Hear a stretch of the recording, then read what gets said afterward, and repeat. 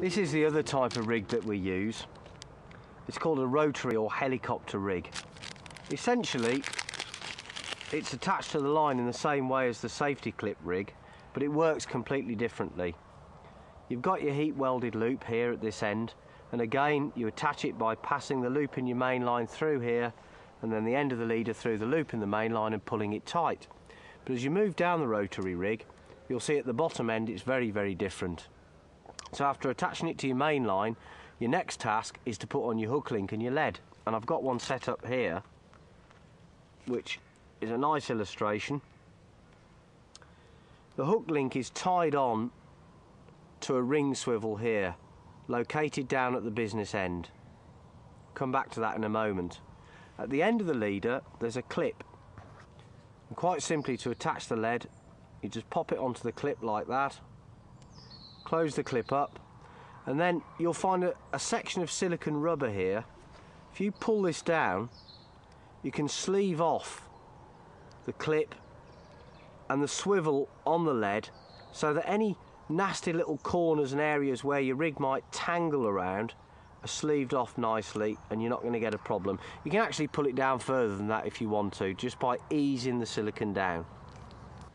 So having attached your lead, the next thing to do is slide down the bottom bead until it touches the top of the rubber, and then you need a gap between the beads always. You can vary that gap, we'll come back to that in a moment, but most of the time you'll be fishing with a small gap between the two beads. And the reason this is called a rotary or helicopter rig is that when you cast out, the hook link will actually revolve around the leader in flight, just like a helicopter blade, and it won't tangle up. But in order for it to rotate, you must always have a little gap between the beads, at least a small one. Now, if you're fishing on weed or silt, this is a brilliant rig, because what tends to happen is that your lead ploughs down into the muck, and the danger is it can pull your hook bait down with it. However, as long as you use a buoyant or neutrally buoyant hook bait, you can basically move up this top bead, and when the lead touches down, the hook link will slide, and that will prevent your buoyant bait or semi-buoyant bait from being pulled down into the muck along with the lead. It's a very, very clever system actually.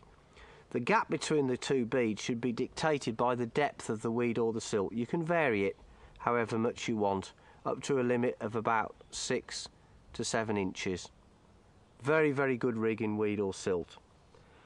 The whole system is very clever actually, because let's just imagine again that you've cracked off.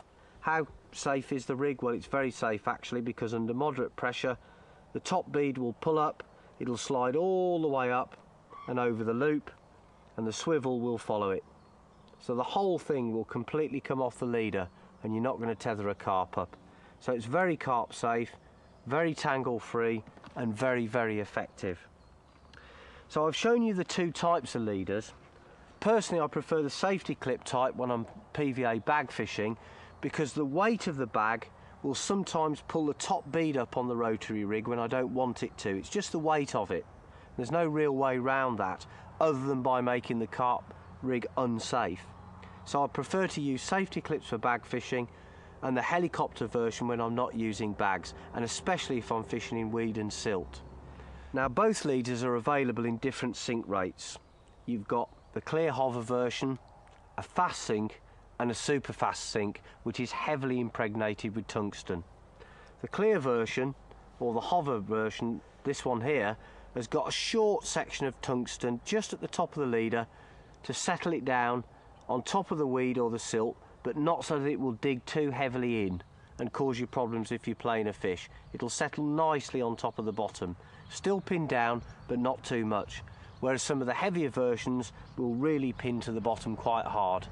The idea being, just to recap, it stops you getting tangles, it doesn't damage the fish, and the beauty of it is that if you use a weighted leader system like this, it will pin down the line behind the lead and the fish won't swim into it and spook out of the area. So altogether, I think it's the perfect lead attachment system.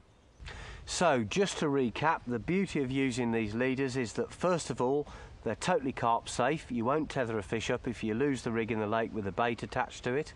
Secondly, they prevent tangles. And thirdly, to varying degrees, they pin down to the bottom and they prevent the fish from swimming into the line when they're feeding around your bait and spooking out the area. I think they're absolutely perfect and they're dead easy to use.